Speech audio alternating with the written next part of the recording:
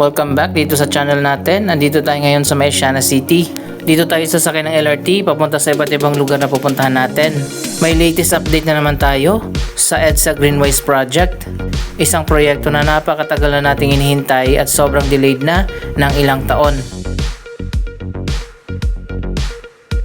Isa sa mga bagong station ng LRT Line 1 ang Redemptory Station. Dalawang pwedeng daanan papunta sa station. Pwede dun sa harap sa may Ross Boulevard at pwede rin dito sa likod.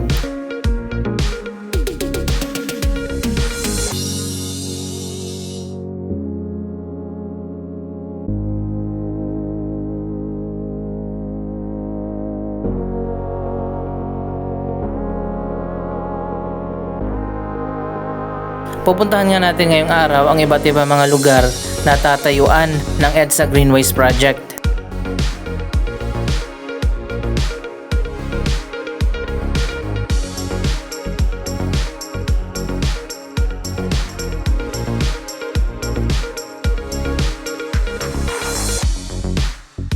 Para sa mga hindi pa nakakaalam, ano nga ba ang EDSA Greenways Project? Ang EDSA Greenways Project ay magtatayo ng mga interconnected na mga bagong elevated walkways at footbridge sa 4 na specific locations along EDSA.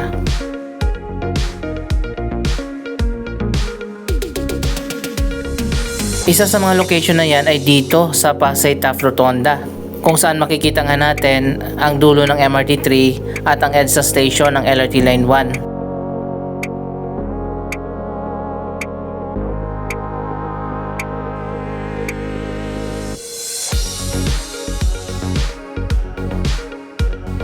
May EDSA busway station din dito sa kabila.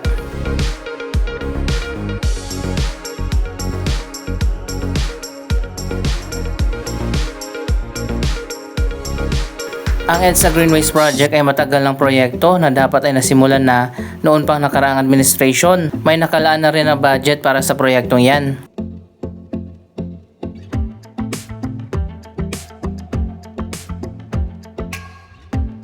Ayon nga sa pinaka-latest na update, naghahanap na ang Department of Transportation ng General Consultant para sa proyektong ito na idadaan sa public bidding. Yan ay para masimulan na talaga ang EDSA Greenways Project.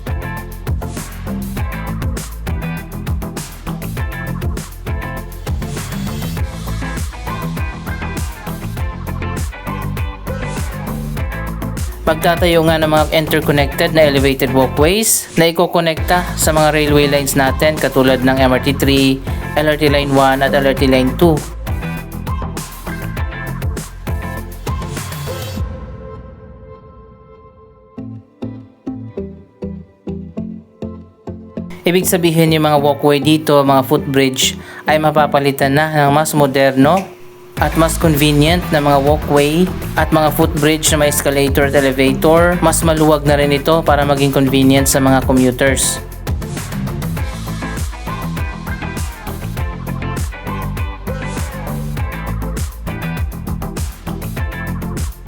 Apat na specific na lugar sa buong EDSA ang lalagyan ng EDSA Greenways Project. Dito sa Pasay Taft Rotonda, sa Balintawak, Quezon City, Guadalupe, sa Makati, at sa Cubao, Quezon City.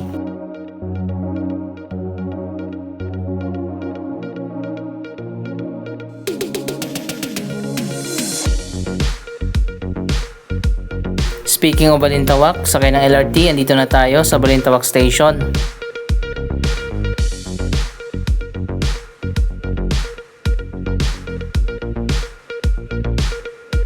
Isa din ang lugar na ito na tatayuan ng mga interconnected walkways.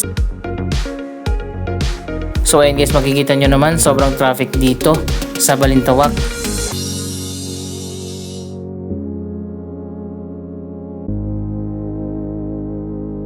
May mga walkway din naman dito pero magkakalayo. At ang pinakabagong walkway dito ay para sa EDSA Busway, Balintawak Station.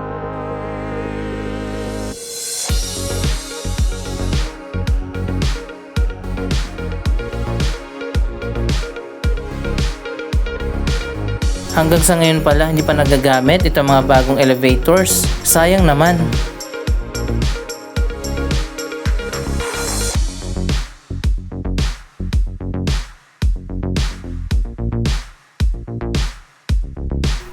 Bago at brand new pero hindi nagagamit.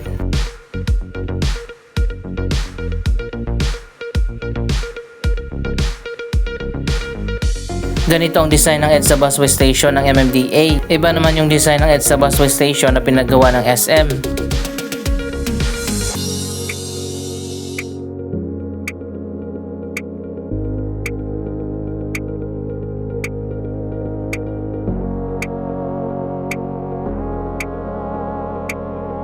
Sayang talaga sana magamit na itong mga brand new na elevators.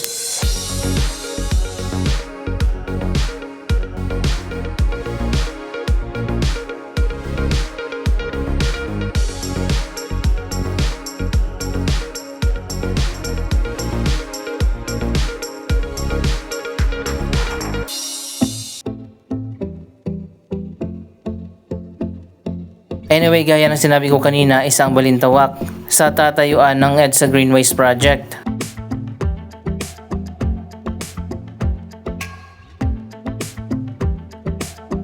So magkakaroon na rin ng interconnected walkways at footbridge dito sa Balintawak, Quezon City.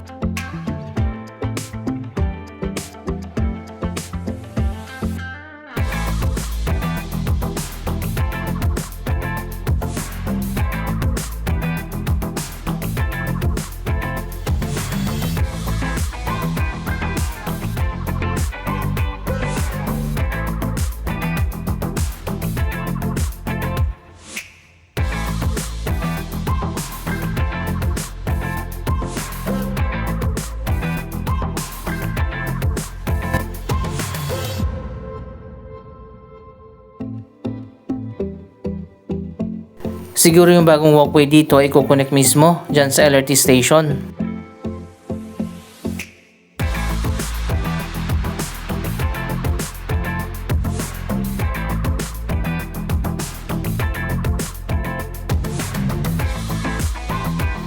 Ang EDSA Greenways Project nga ay inadapt na ng Marcos Administration para sa kanilang Active Transport Program.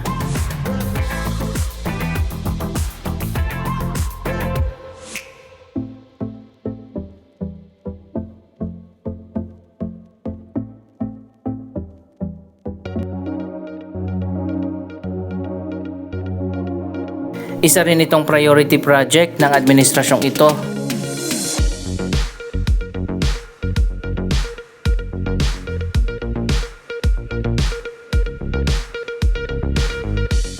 Ayon pa nga sa latest update, malapit na nga simulan ang bidding para sa mga consultant na mamamahala sa construction at pipili na rin ng private company na magmamanage sa mga modern walkways na itatayo.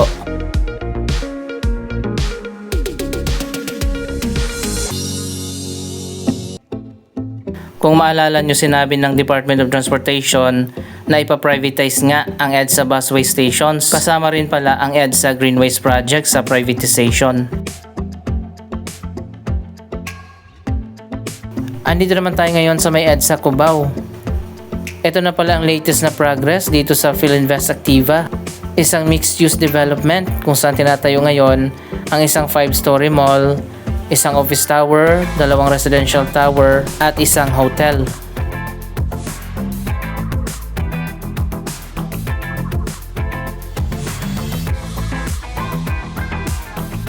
Napakaganda ng location ng proyektong ito sa kanto ng EDSA at Aurora Boulevard. May bago na namang mall dito sa Cubao kapag natapos na. Ang EDSA Greenways Project ay magtatayo din ng mga elevated walkways dito sa Cubao.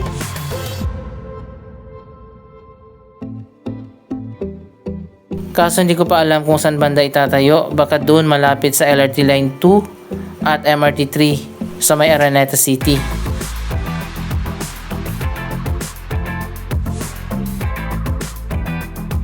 So ayun guys, malapit na matapos yung bagong mall at isang condo.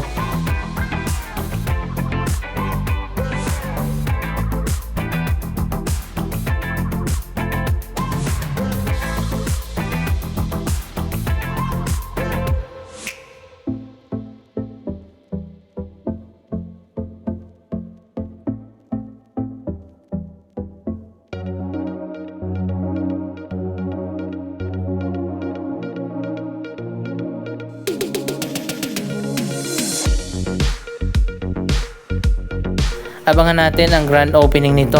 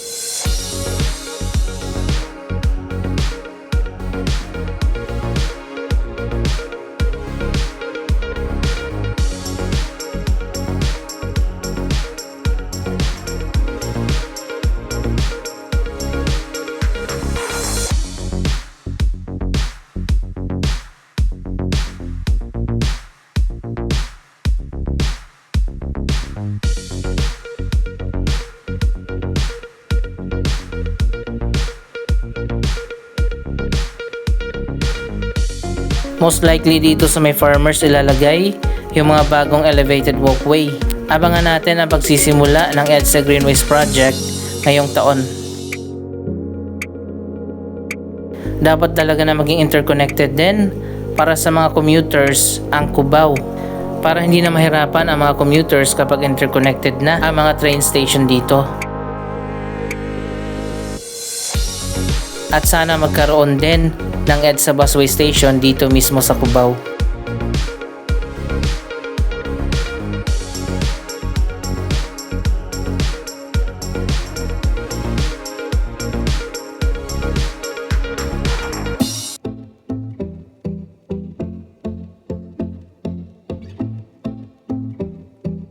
Andito na tayo sa may North EDSA. Dito sana i-connect yung bagong elevated walkway na dadaanan ng mga tren ng LRT Line 1 papunta doon sa Common Station.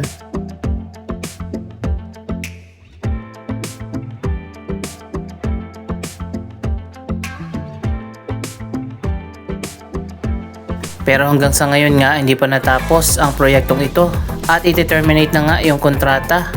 Maghahanap na ng bagong contractor ang Department of Transportation na tatapos dito sa Common Station Project. Iko-connect na sana yan dito sa dulo.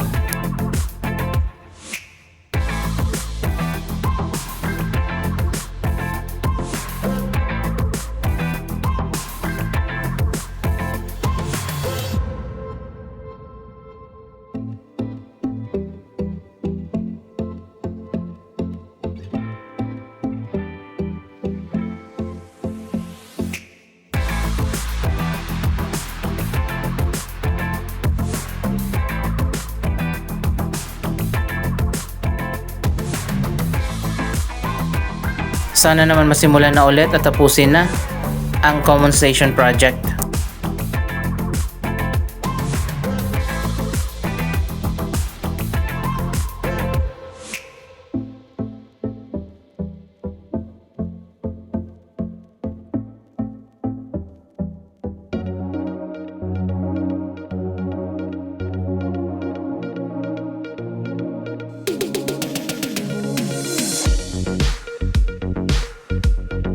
Andito naman tayo ngayon sa bagong SM North EDSA Busway Station. Ito nga ang pinaka-modern na busway station dito sa Metro Manila. Ang proyektong ito ay pinatayo mismo ng SM. Natapos na ito at pwede nang sumakay dito ang mga commuters.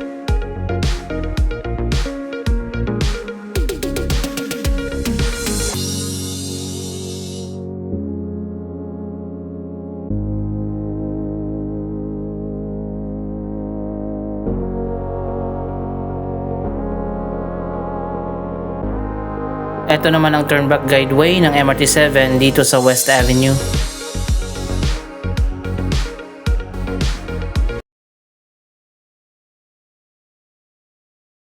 Anong masasabi nyo sa mga proyektong ito? Mag-comment lamang dyan sa baba ng inyong mga reaksyon.